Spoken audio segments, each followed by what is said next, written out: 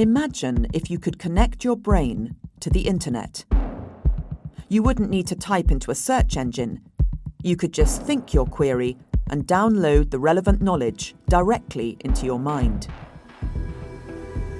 Such a world would involve the biggest single upgrade in human intelligence since our species evolved. Seamless brain-computer interfaces are a long way off, but the melding of minds with machines is already underway. The implant goes directly into the motor control area of the brain. It's the neurotechnology that we've been developing for years, and it's designed to help restore or replace function or enhance independence for people who are paralyzed. In a pioneering clinical trial at Brown University, volunteers have been given brain implants that allow them to control devices using thought alone. To date, this academic venture, this pilot clinical trial that we call BrainGate, has enrolled 13 participants, and each of those has had this sensor placed into the motor cortex, and each of them has been able to control cursor movement on a screen. Some of them have even been able to control a prosthetic limb or a robotic limb moving through space to reach and grab objects. The sensors detect the neural signals associated with the intent to move, and they're decoded by a computer in real time. We're tapping into the native part of the brain that controls movement naturally. So simply by imagining intuitive movements, participants can immediately control a robotic device. The technology could transform the lives of people with disabilities, but it could go further, enhancing the abilities of the entire human race. One problem is that current technology can only record the activity of a couple of hundred neurons. Our minds are generated by a bewildering network of 85 billion neurons.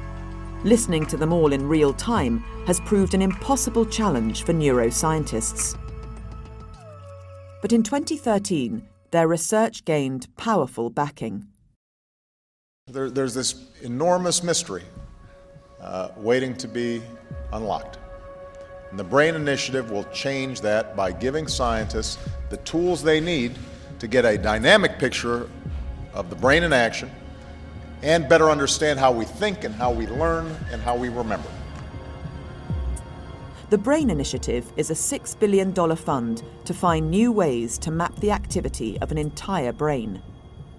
Leading neuroscientist Professor Raphael Just was at the front of the queue for funding. The goal of the BRAIN Initiative is precisely to build methods to read and manipulate the activity of neural circuits so that we can eventually help patients that have mental or neurological diseases.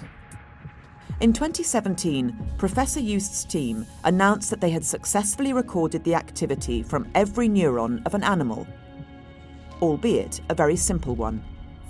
A tiny freshwater relative of the jellyfish called a hydra.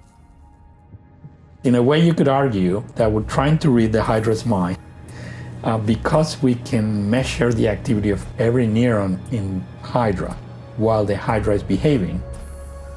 And once you've learned to read neural code, you can learn to write it too.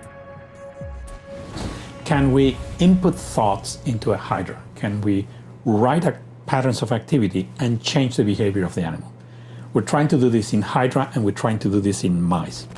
We can imagine that you could do this with humans in the future. The human brain is vastly more complex than the hydra. And converting the electrochemical signals of the mind into the digital language of machines remains a huge technological challenge. But history has shown that where there's a will and plenty of money, there's a way. It's one small step for man, one giant leap for mankind. I hope to achieve making neuroscience the new rocket science. Yeah, we're not speaking publicly currently about what we're building. We will in time. Tech entrepreneurs are turning their minds and their money to developing brain-machine interfaces. Brian Johnson founded Kernel, a neural interface startup, with $100 million of his own money. Everyone's trying to find how to go from where we're at now and the next big jump to where we're going to be. And in building Kernel, my objective is to radically improve humans in every imaginable and unimaginable way. Brian Johnson is not alone in this dream.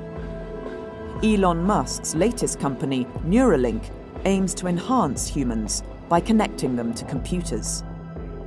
DARPA, the research and development arm of the American military, is also at the forefront of this technology. Brain-computer interfaces are coming, but are we ready? I think every day of the potential dangers of building technology without thinking carefully about the consequence of this technology for society.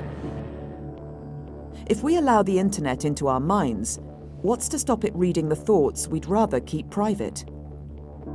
We're not talking about data privacy. This is much worse. We're talking about the contents of your mind.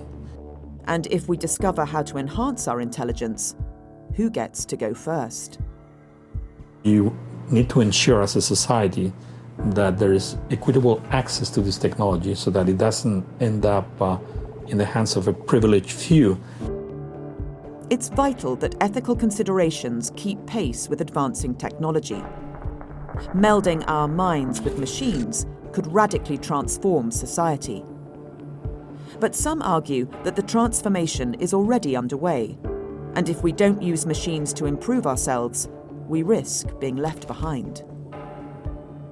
Humans are the most intelligent species on this earth. We are now giving birth to a new form of intelligence in the form of AI. At what point do we begin feeling uncomfortable with the delta between our own improvement and that of our machines? AI, the thing we need to contemplate very seriously. For me, it's the best thing that could have ever happened to us. And it's critical that we try to co-evolve with this unbelievably powerful form of intelligence that we're now building. The Matrix is not imminent, but enough research is now being done on brain-computer interfaces that it's time to think hard about their potential implications. If superhuman intelligence is created in the future, humanity could reap huge benefits as long as it's handled with care.